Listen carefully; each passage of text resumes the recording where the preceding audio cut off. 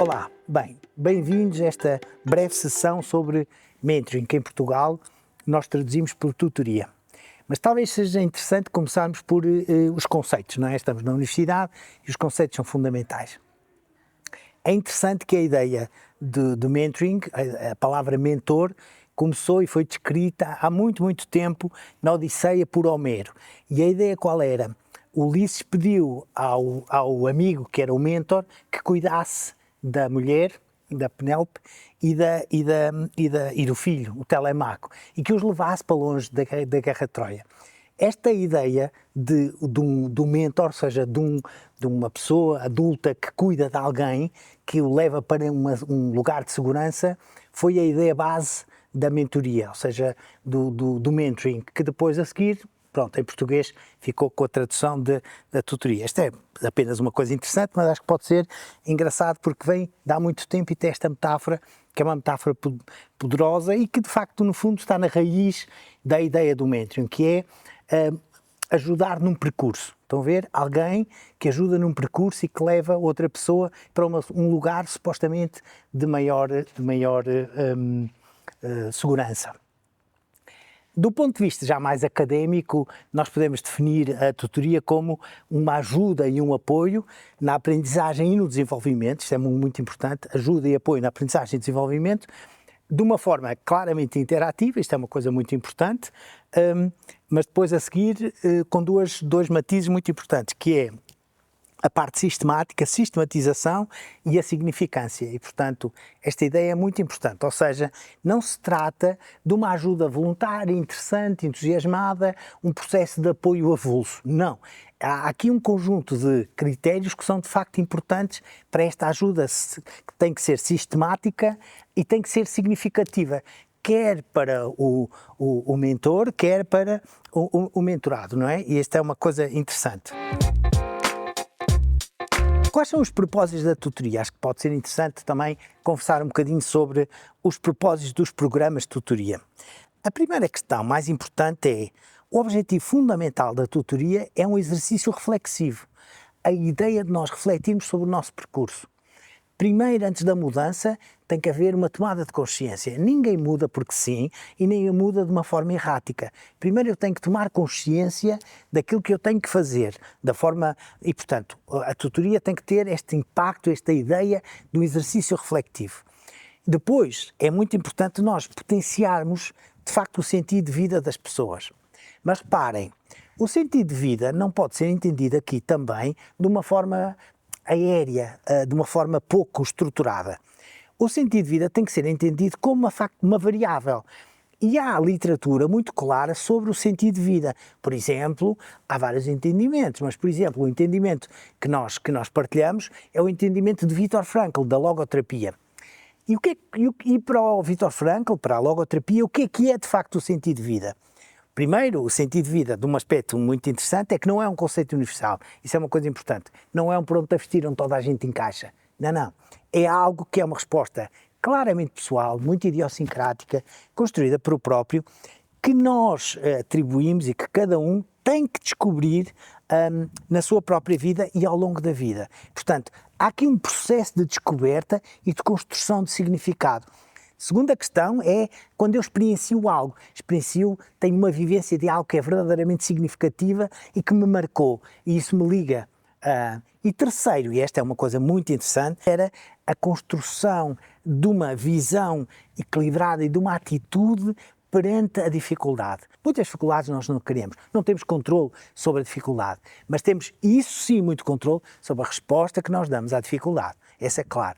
E, portanto, ele chamava a atenção na construção do sentido de vida, mais do que a dificuldade que estamos a experienciar, que é de facto interessante, tem a ver com a forma como nós lidamos com essa dificuldade, sobretudo com a dificuldade que é inevitável, que é uma coisa interessante, às vezes até com coisas que são desagradáveis, incorretas, até injustiças. É uma questão muito interessante. Portanto, estas três vias, a construção, a experiência e a atitude face à dificuldade, são as vias pelas quais nós vamos construindo um sentido de vida.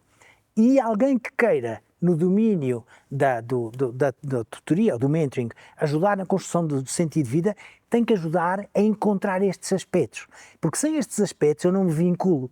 Por último, uma questão muito importante para além do sentido de vida está relacionada com ensinar estratégias de aprendizagem para que eu me possa equipar e eu possa fazer face aos desafios que vêm dos meus procedimentos, dos meus processos de ensino-aprendizagem. Portanto, eu tenho que ser autónomo para perceber o que é que eu posso usar, quais são as dificuldades e como é que eu vou ultrapassar essas dificuldades. O erro teve sempre um lugar na sala, porque é preciso mostrar a estes alunos que estão neste plano de ação tutorial é porque alguma coisa correu mal. Nós estamos a falar de retenção, ou pelo menos de uma retenção, tínhamos alunos com mais do que uma retenção, e temos que identificar, em primeiro lugar, o que é que correu mal, para olharmos para o erro e para perceber o que é que podemos melhorar logo à partida para que aquilo não volte a acontecer. Depois, à medida que outros erros, ou até os mesmos erros iam persistindo, dialogar sobre eles, encontrar estratégias para os ultrapassar e os alunos sabiam disso, nunca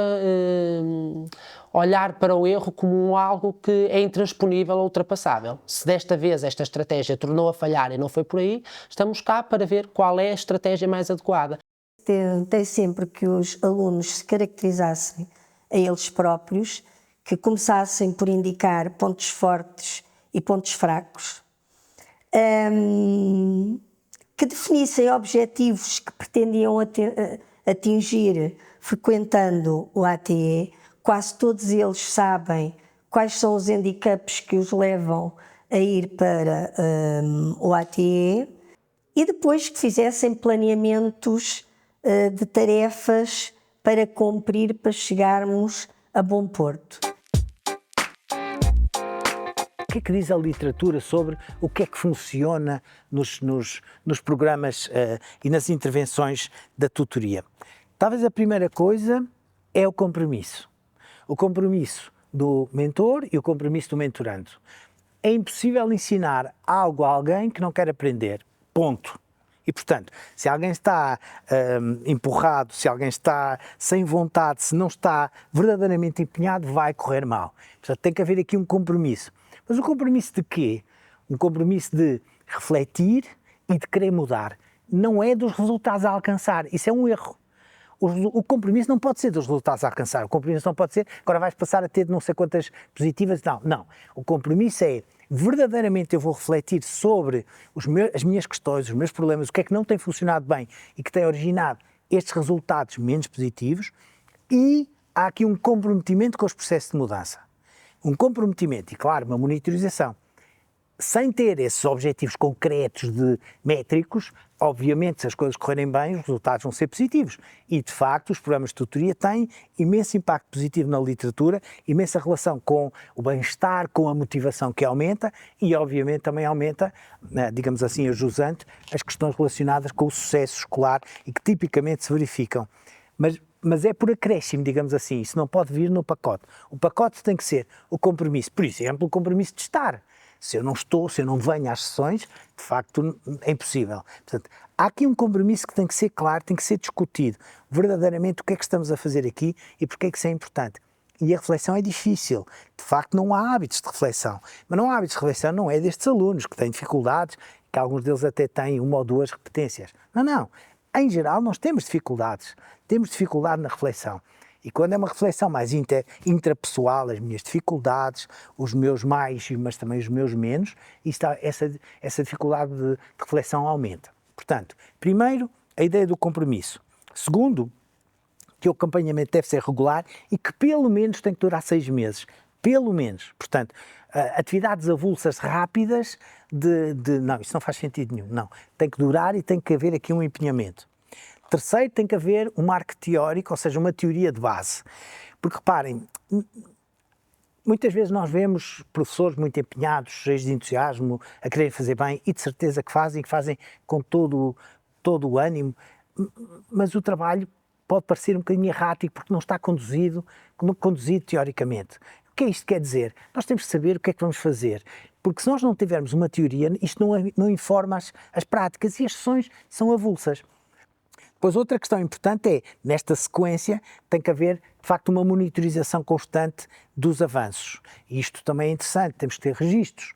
registros. Isto não são conversas de amigo do café, por acaso o amigo é mais velho e a outra pessoa é um aluno mais novo, uma aluna mais nova. Não, isto não é uma relação. A relação tem que ser positiva, tem que ser afetiva, mas uma relação profissional, em que há, de facto, um educador e um educando com uma lógica que tem que ser muito clara para cada um deles e, obviamente, também para os pais. E, portanto, não podem ser conversas avulsas do estilo vamos lá ver o que é que hoje o dia nos traz, vamos lá ver como é que te sentes hoje. Para isso não é conversa. Aliás, porque depois a seguir derrapamos para outras áreas bastante mais próximas da consulta psicológica, que não faz sentido, porque a maior parte das pessoas não tem informação para fazer isso. E, portanto, isso não é um erro. Portanto, nós temos que ter sessões programadas, não têm que ser rígidas, mas têm que ser organizadas com planos que estejam ao serviço de uma lógica teórica que nos guia e que nos dá muita confiança naquilo que nós vamos fazer e também muita confiança para o educando, que percebe que há um caminho, não há uma coisa errática, que agora discutimos isto, amanhã vemos um filme, depois vemos não sei o quê, mas espera, mas este filme, podemos ver filmes à vontade, não tem problema nenhum filme, mas o filme traz o quê? Qual é o propósito do filme? Qual é o objetivo da discussão do filme? Isso tem que estar organizado, não pode ser algo que hoje apareceu uma coisa e vamos lá discutir a coisa, não é? Também outra questão muito importante tem a ver com o treino claro dos tutores, o treino nos modelos teóricos que estão por base, isto é de facto muito importante. Eu não posso, por muito generoso e por muito disponível que eu esteja, não deveria estar nestas atividades de uma forma sem a formação necessária, porque isso não é verdade em nenhum dos outros aspectos da escola. Há um denominador comum em todos os alunos que frequentam o AT, que é o facto de eles não gostarem de pensar e de refletir sobre eles próprios. É um problema. É o maior constrangimento que eu encontrei ao longo dos anos todos que tive como professora tutora. E lá está depois o perfil do professor tutor a conduzir o aluno a uma coisa que normalmente não lhe é tão confortável, ao qual não está tão predisposto, a qual acha muitas vezes que não precisa, que é um dos grandes desafios do AT, é às vezes o aluno achar que aquilo que nós lhe estamos a pedir não é necessidade sua, é quase necessidade nossa e, portanto, o perfil do professor tutor realmente tem que ser uma pessoa muito resiliente, muito empática, e que não desista facilmente perante o primeiro obstáculo. E que não faça juízos de valor. Quando se delineou o plano de ação para estas tutorias, a primeira coisa foi ouvir o aluno, perceber o que é que pretendia com esta estratégia, o que é que queria que a escola lhe oferecesse nestas horas em que estavam no horário e que teríamos de trabalhar para o seu sucesso educativo, para a sua inclusão, e por isso o aluno teve sempre papel de destaque, quer na elaboração do seu plano, quer depois na elaboração das estratégias, porque nem com todos os alunos o plano que se elabora da primeira vez é o plano eficaz. Isto tem que ser reformulado, reestruturado e às vezes não se consegue à primeira vez. Por isso a autorregulação e a eficácia, a resposta que o aluno vai dando é essencial, lá está. Outra questão também importante tem a ver com a natureza das atividades, ou seja, a ideia do apoio tutorial específico ou das sessões de mentoring, dos programas de mentoring, não podem ser atividades de compensação curricular mascaradas, não é? O mentoring, a tutoria, está a montante dos processos de investimento específico, das disciplinas, a montante disso. E o que é isto a montante? Estamos aqui na preparação, na disponibilidade para isso, nos processos motivacionais, nos processos organizados, tudo o que está antes do investimento e depois como é que eu me posso preparar para trabalhar melhor nos conteúdos. Portanto, o tutor não tem que ser especialista numa área concreta e não é nessa área que vai trabalhar e que não pode trabalhar noutras áreas. Isso não faz sentido. E são outras questões, e são apoios pedagógicos, apoios disciplinares, outras coisas completamente diferentes. Isto aqui é processual. Nós estamos no domínio do processo, dos processos motivacionais, os processos de envolvimento na tarefa e capacitação em estratégias para que as pessoas verdadeiramente se possam envolver. Como é que nós podemos operacionalizar isto? Nós desenvolvemos aqui na universidade e desenvolvemos no Mentor um modelo de apoio para o mentoring. E este apoio tinha um modelo teórico que tinha 3 etapas, assim muito rapidamente. Aquilo que nós chamamos o ciclo de ajuda, porque este é um processo de ajuda. A primeira seria um processo de facilitação, que é um processo muito importante, de modo a que, de facto, os mentorandos estabeleçam uma relação que lhes permita a autoexploração. E esta é uma questão importante. É muito importante a autoexploração. As tutorias ou as sessões de mentoring não são para dar nem explicações, nem aulas, nem corrigir. Deves fazer isto, deves fazer aquilo, o teu horário está mal, deves fazer não sei quem, muda isto. Não é prescrições. Isto aqui não vamos a um consultório médico com algumas prescrições de coisas que estão erradas ou que tu estás errado. As crianças ou os adolescentes não estão errados.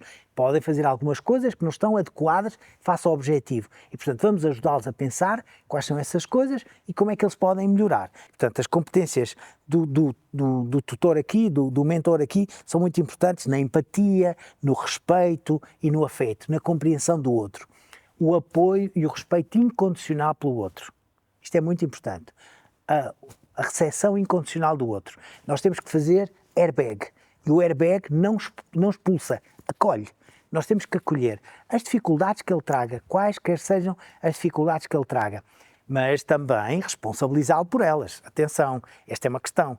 Isto é de facto muito importante no processo de tutoria, porque a seguir passamos para a segunda fase, que nós chamamos de transição insight, em que a ideia aqui é que haja uma compreensão mais aprofundada dessas questões, mas haja um compromisso com a mudança. Porque esta também é um dos problemas da tutoria, que nós só funcionamos de airbag, mas não ajudamos ao compromisso com a mudança. E isso não faz muito sentido, porque aquilo não é, digamos assim, uma instância onde eu vou ali depositar os meus problemas e ponto, e está resolvido. Não. Eu tenho as questões, discuto as questões nesta instância educacional e depois é importante que construamos conjuntamente opções de mudança. Como é que nós podemos melhorar? E aqui o nós é interessante. Não é como é que tu podes melhorar, como é que nós podemos melhorar, porque eu também estou neste processo. Eu mentor, eu também estou neste processo. Como é que nós vamos avançar? Terceira etapa, a etapa da ação. Portanto, refletimos, identificamos os problemas, aprofundamos, estabelecemos um plano de ação e depois agora agir. A terceira parte, porque senão não faz muito sentido. E, portanto, aqui o que acontece é como é que nós vamos ter ações concretas para resolver os problemas. Eu estou a chegar atrasado, não tiro apontamentos, não estou a estudar, sou inconsequente, tenho muitas dificuldades em matemática para trás, tenho dificuldades na compreensão, na escrita. Onde é que estão as minhas dificuldades mais globais? E como é que eu vou pôr cobro estas dificuldades? Quais são as estratégias que eu vou usar? Como é que eu vou passar a resolver estas dificuldades?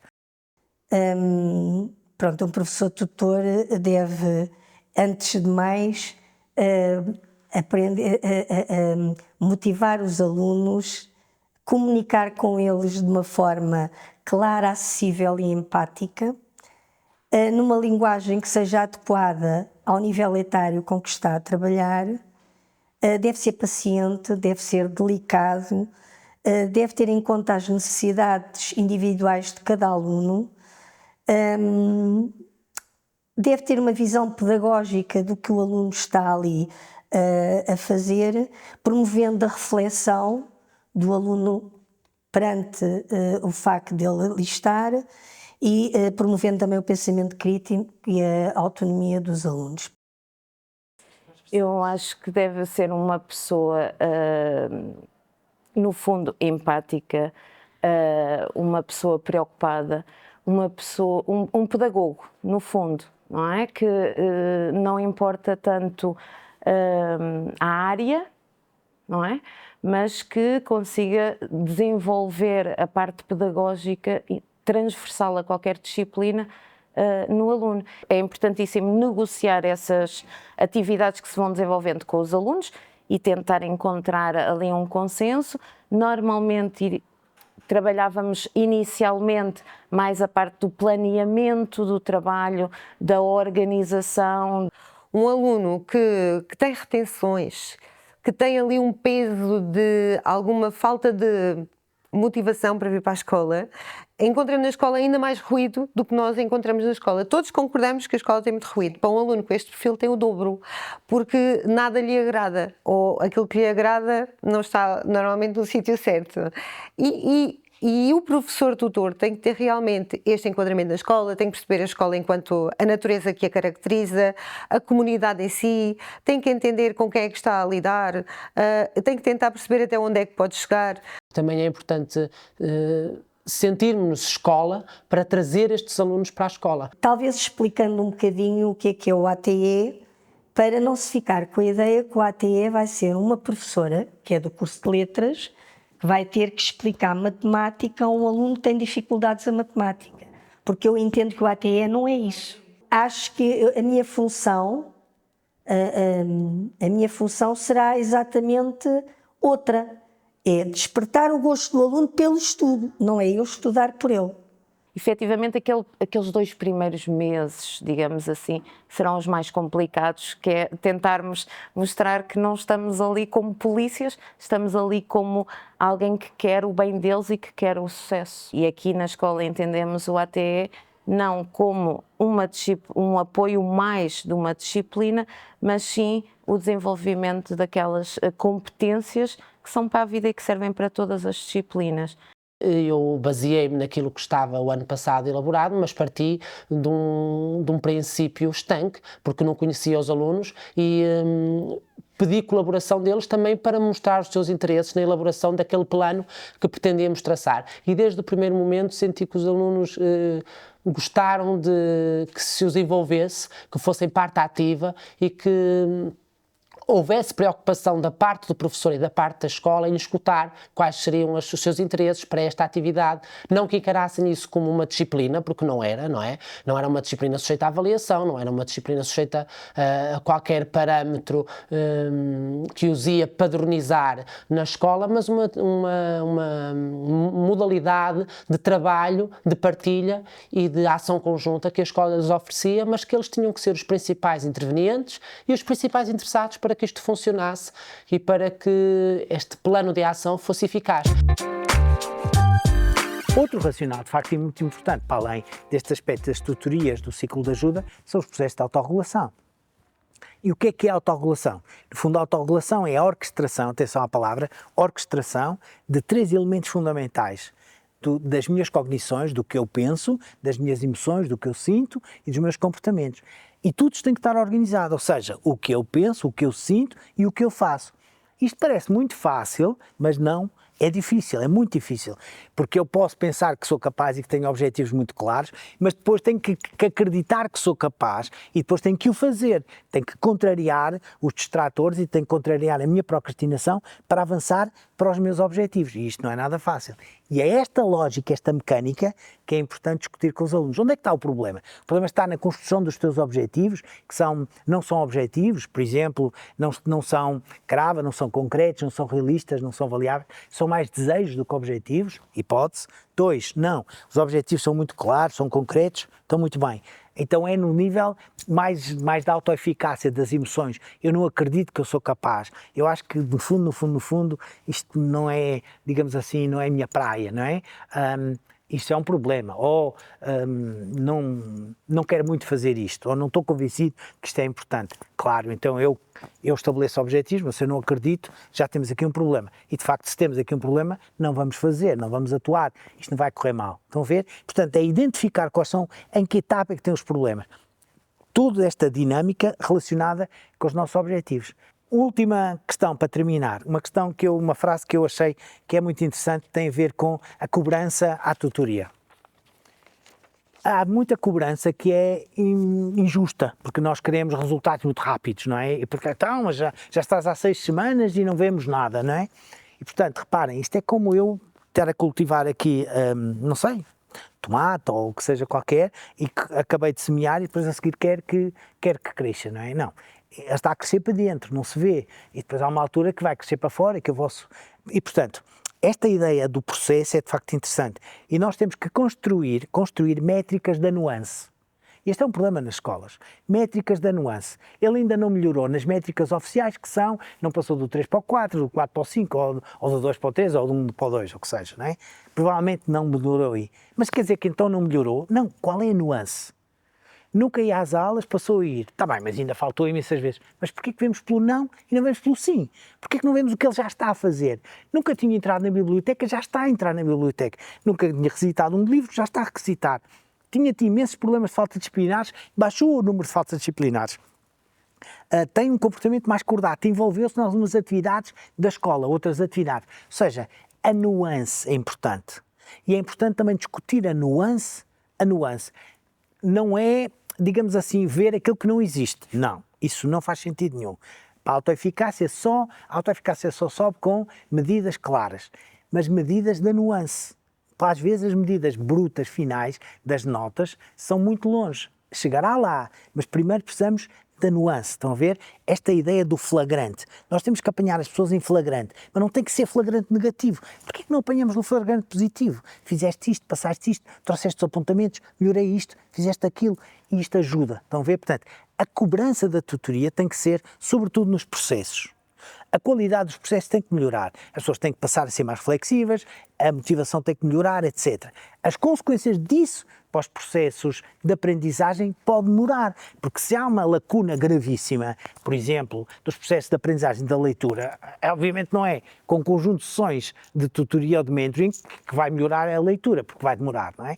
Muitas vezes o professor tutor, que é um professor, é um profissional que trabalha muito com metas, com objetivos, com coisas muito concretas, trabalha com o plano de ação, até aqui tudo bem, foi definido por todos os elementos, como já falámos antes, mas depois ficamos muitas vezes nós profissionais colados àquilo e não pode ser. No ato realmente tem que haver alguma flexibilidade e temos que encarar pequenas conquistas como grandes vitórias. Exatamente. Acho que não houve nenhum aluno que nós chegássemos ao final e que não tivéssemos percebido que ele levou alguma coisa com ele para o futuro, né? E esse é o objetivo fundamental, é dar-lhes as ferramentas a todos os níveis para eles poderem avançar para o futuro e crescer, exatamente. Pronto, espero que não tenha sido confuso, espero que consiga ajudar. Muito obrigado, um bom trabalho para todos.